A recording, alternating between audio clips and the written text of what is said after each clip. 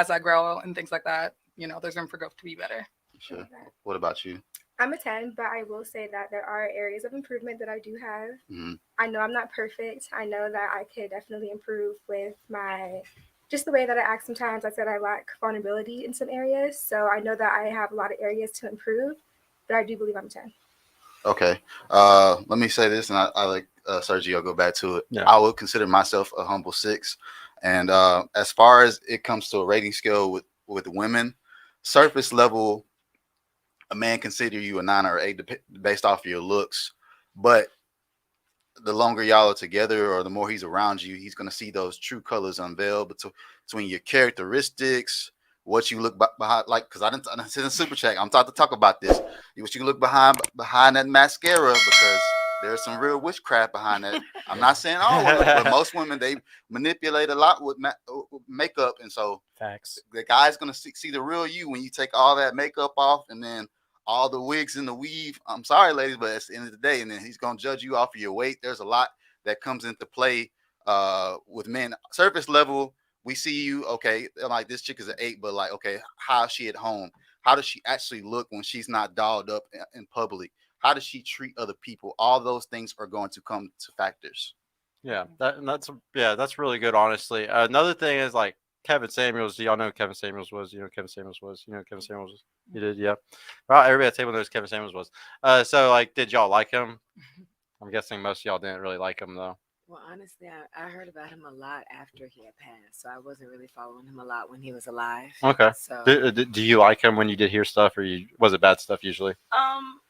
I wouldn't really say that I heard enough to have a solidified opinion. I heard his name a few times, in blogs, things like that, Shade Room. But you didn't watch anything really. What about you? So the more I listened, I understood his message. I think his approach, how he delivered his message, definitely came across. He's being entertaining, yeah. So he's trying to get them clicks, yeah. But overall, him, telling men to be men and like women, how you should carry yourself, things like this. Just again, his delivery wasn't favorable. Yeah. Y'all got to realize he's fucking with CTRs on YouTube. He's trying to just get the click through rate. He's just trying to get as much click as he can. What about you? I didn't know about him until after he passed away. Into the mic force. I didn't know about him until after he passed away. But what I did not like is people being happy over his death. I don't really know much about him. Back in the day, he's human, and he's not perfect. Like, I don't know why people are praising his death. Yeah, that was really messed up about it. And so, but the big thing, the reason why I'm bringing him up is because one of the big things that he always had on his shows was single mothers who are older. And the biggest thing that he always tried to teach was, look, you're calling yourself this number.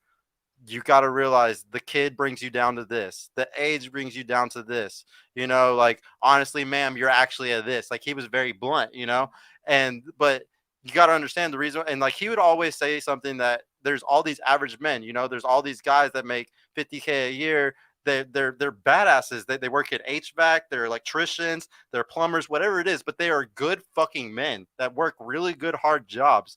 And they never get chosen. They never do. And honestly, those really good guys, like, they're at par with you sometimes. And like, you really like the biggest thing I loved about Kevin Samuels was that he was really good at humbling people to go and choose those really good men sometimes. But this is something that I like to debate all the time. Once somebody's experienced so much, can a woman humble herself and go down to a guy like that? Once you've experienced certain things, I think you're going to ruin that guy and yourself. You're just going to ruin the relationship, Well, hold on. Wouldn't you ask them, like, what kind of men are they looking for first before you start like bashing the regular man? Yeah, no. I was just making a point more than anything. But yeah, what were you gonna say? Trying to piggyback off of what he was saying, because when we were talking about that, and that's one of the reasons why, like I said, I would have said 7 if you didn't say we couldn't say 7. But it's because of that reason. Like, I don't go out as much as I used to, so a lot of people I'll see, they'll either see me on Instagram or something, but because of that, they'll see me in a light and they'll be like, okay, she's pretty, and I feel like they always want me to wear makeup, dress up, do my hair, things like that. And this is me probably about a 75% of the time. But I'm a mom. I work from home. Yeah. So I'm not going to wear makeup every day, all day. Oh, yeah. Working from home, too. I'm not the girl that goes to the gym and be taking pictures and selfies and squats and makeup. Like, my hair's in a ponytail. I work out and I sweat. Like, I'm not the girl that takes pictures in the gym and puts it there and records and things like that. And I find that sometimes it gets hard because either the men that feel like they're they are not good enough, they won't approach me.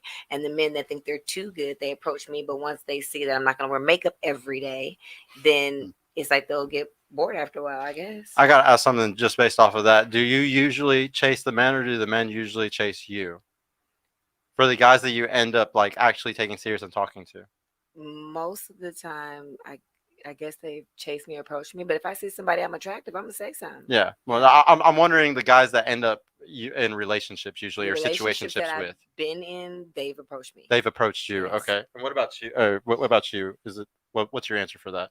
Do you Yeah, usually approach them, or they approach you? Usually I'm approached. You're 9 approached. times out of 10, I'm Okay. approached. What about you? I absolutely do not approach. You never do.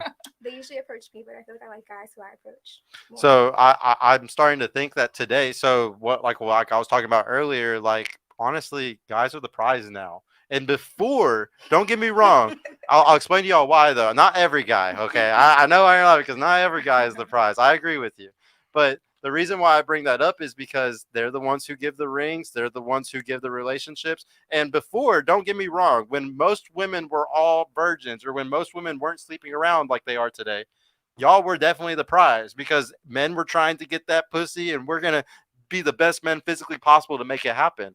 But since pussy is very devalued now and any guy can get it from anyone, there's so many women that hand it out for nearly free for nothing, that y'all have to actually compete for the really good guys. Y'all are the ones that have to pursue. And like my girlfriend pursued me. There's a lot of situations where usually if you want the good guy, I think y'all have to pursue them. And that sucks because all of history, y'all were pursued. It's natural as hell for y'all got to pursue y'all. But in reality, man, to get the really good guy, you got to pursue it. As soon as he gets out of a relationship, you got to be like, oh, I saw him in that relationship for 3 years. I'm snatching him up. And then here's another thing. It's like a lot of women don't understand that once y'all, like, because like we were talking about earlier, how maybe you need to sleep with them fast, like on the first day or something like that. If you do that, if you do choose that route, the thing is, you got to provide more value than all the other women that are doing the same thing. So say there's 3 other women, he's such an attractive dude or whatever it is about him that makes him so high value, he can get any girl. You can separate yourself from all the other girls by what you bring other than your pussy. Do you help him cook? Do you help him clean? Do you help around others? Are you complimentary to the man? If he's amazing at making money, are you complimentary in something else to make his life better because he's doing really good at the money thing? So can I ask you a question? Yeah, go ahead. You said your girlfriend pursued you. Yeah. So she pursued you. Why? And if she hadn't pursued you, would you have pursued her? Well, like it was a very I had showed. Like the thing is, the guy has to show at first that he's somewhat interested. He'll ask for your number, he'll ask for your Instagram or anything like that. But y'all notice the difference between the simp guys who are messaging you first, double texting you, doing all that type of stuff, and then the guys that they get your number or whatever, and then they kind of ignore you or whatever. I think guys need to be like that so the girl pursues you, because that shows she really has burning, genuine desire for you. Because if he's chasing you, he's just a simp. He's just a beta cuck. You really don't give a shit about the guy. Like, there's literally hundreds of... A guy has to separate himself. He can't be like all the other guys, or else y'all won't give a shit about him. So that's why I think that y'all are going to care more about the guy who you pursue. But yeah, go ahead. I just want to tie it into going back to a few points way earlier when we were talking about traditional views and traditional values. If we say that, oh, the woman needs to pursue, we should be, trying to voyage ourselves into this new path of, basically seeking out our own man, why is it not as equal as being seen as a man still pursuing a woman is just as infatuating or just as surprising or, I guess, outlandish now, because everybody is so used to the hookup society. Mm-hmm. So when somebody is pursuing you, male or female, it does spark your interest, whether it's, oh, I am a beta male, or I am the alpha male and this woman is pursuing me, or I'm an alpha woman, or I am, a softer woman and I am pursuing this man, or I am being pursued. Either way, if the values and your morals are correct, I feel as though whoever is pursuing who doesn't matter if your intentions are right from jump. If you're the man and you're pursuing your woman, go about it the correct way. Provide the chivalry, have the traditionals, meet her at the door with flowers, open her doors. If you're a woman and you're pursuing the man, cook his meals, fold his clothes, things like that. But if that's who you are, single, trying to pursue. So I'll explain to you just really quick why it doesn't work for the guy. Like, because you're right on the girl's end. Like I just told you, I think that the woman should be doing those things. But I'll tell you why it's not okay for the guy to do it. And I'm telling you this as a guy that's done it a lot. Okay. And the thing is, whenever you go and you put your best foot forward for these girls, they're not going to like that. It's not attractive to them. Like, you got to understand, acting like that beta guy or being that simp guy, it bites you in the ass every time as a man. Like, y'all say that that's what you want. But I'll tell you, you want it from that really alpha dude that won't give it to you. That's why you want it.